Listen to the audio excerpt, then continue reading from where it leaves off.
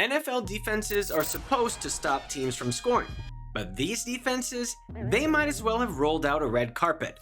From teams that made history for all the wrong reasons to units so bad they got their coaches fired. Let's talk about the worst defenses of the decade. Over the years, we've seen some defenses that couldn't stop anything. Missed tackles, blown coverages, and enough points allowed to make scoreboard operators sweat.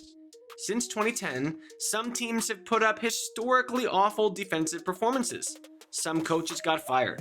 Some made their fans stop watching altogether. And others, they just made history for all the wrong reasons. Let's start with 2010, when one defense decided that tackling was optional. The Denver Broncos had one of the worst defenses ever in 2010. They allowed a league-worst 471 points, which, in case you were wondering, means they were letting teams score nearly 30 points per game. Opposing quarterbacks loved playing against Denver's secondary. They gave up a league-high 8.1 yards per pass attempt, meaning pretty much every throw turned into a highlight reel. They also allowed 6,253 total yards, the most in the NFL that season. Translation: if you had the ball, you were scoring. The result? A 4-12 record and a defensive performance so bad, coach Josh McDaniels didn't survive the season. But while the Broncos were embarrassing themselves, the 2011 Buccaneers decided to take things to an entirely new level of disaster. The 2011 Buccaneers had a defense so bad they broke franchise records in the worst way possible. They allowed 494 points, which at the time was the most in franchise history. Stopping the run? Never heard of it. The Bucs gave up 2,497 rushing yards and an incredible 26 rushing touchdowns. Running backs were salivating every time they played Tampa Bay.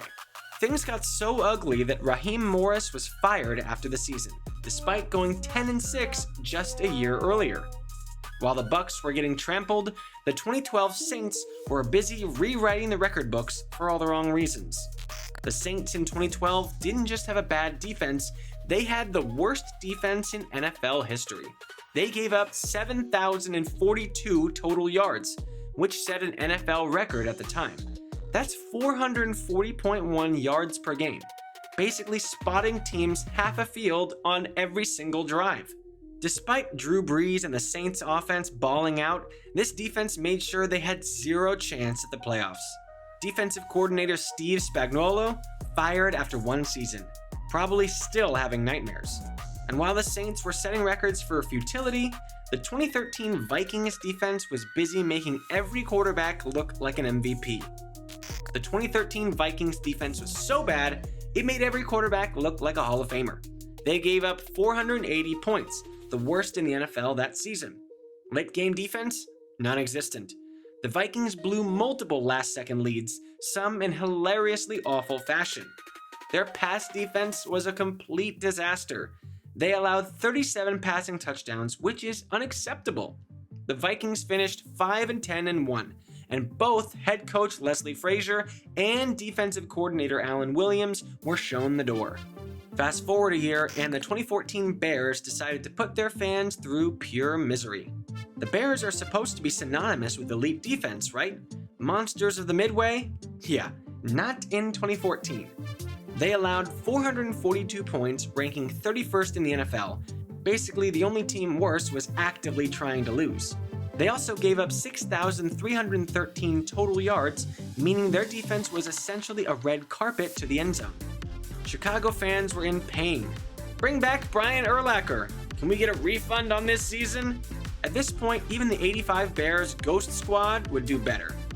Head coach Mark Trestman gone after 2 seasons. Bears fans celebrated that firing harder than a playoff win.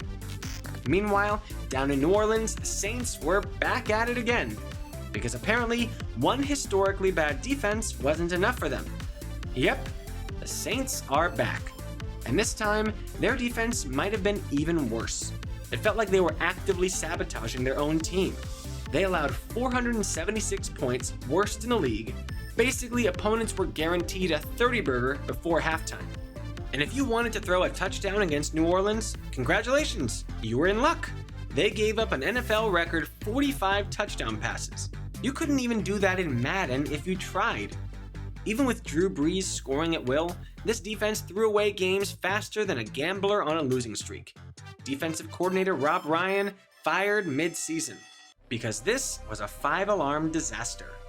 And just when Saints fans thought things couldn't get worse, the 49ers showed up in 2016 to remind everyone that yes, it can always get worse. The 2016 49ers defense wasn't just bad, it was historically terrible, especially against the run. They gave up 480 points, the worst in the NFL that year. But wait, it gets worse. They allowed 2,654 rushing yards, which is an absurd number. At this point, teams weren't just running the ball, they were running up the stat sheet. Opponents were literally running out the clock before halftime. The result? The 49ers finished 2-14, with head coach Chip Kelly getting the boot after one forgettable season. But if you thought this defense collapsed, wait until you see what happened to the 2017 Texans. What happens when you lose your best defensive players? For the 2017 Houston Texans, it meant their entire defense collapsed like a house of cards. This defense gave up 436 points, the most in the NFL that season. That's 27.3 points per game. Translation: every opponent basically had 4 touchdowns preloaded before kickoff. Why? Injuries. J.J. Watt, gone after 5 games. Whitney Marsalis, also out early. Without them, this defense crumbled. No pass rush, no run stopping, no secondary, no hope. By the end of the season, Houston had a 4-12 record, and their defensive coordinator Mike Vrabel was gone. The Texans' defense looked completely lost, but the 49ers in 2018, they weren't just bad, they were historically bad in one specific category. The 2018 Niners defense had one job: force turnovers, and they failed spectacularly. They set an NFL record for the fewest interceptions in a season. How many did they get? 2. That's it. To put that into perspective, 20 quarterbacks threw at least 3 interceptions in a single game that year. The entire 49ers defense couldn't even get that over 16 games. It wasn't just picks either. The defense forced only 7 takeaways total, the fewest in NFL history. Translation: if you held onto the ball, they were scoring. The result? A 4-12 record and 0 respect. Defensive coordinator Robert Saleh somehow kept his job, and spoiler alert, it actually paid off in 2019. But Miami? Oh boy, they weren't just bad, they were on a mission to become one of the worst defenses ever. The Miami Dolphins really took rebuilding year to an entirely new level in 2019. This defense, worst in the league, no debate. They allowed 494 points, a ridiculous 30.9 per game. That's not football, that's a track meet. If that wasn't bad enough, they also gave up 6,364 total yards, ranking dead last in the NFL. The secondary was torched weekly. The pass rush, non-existent. The run defense, let's just say they were on a first-name basis with opposing running backs. By mid-season, it looked like the Dolphins were actively trying to lose games.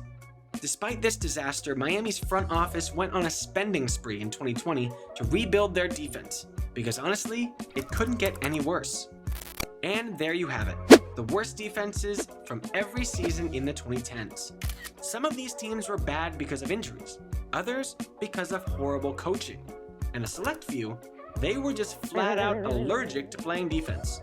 If there's one thing we learned over this decade, it's that a bad defense will always find new ways to disappoint. What do you think was the worst defense of the decade? Drop your thoughts down in the comments. And if you love deep dives like this, make sure to hit like, subscribe, and turn on notifications. Because in the NFL, a terrible defense is like an embarrassing tattoo. It never really goes away.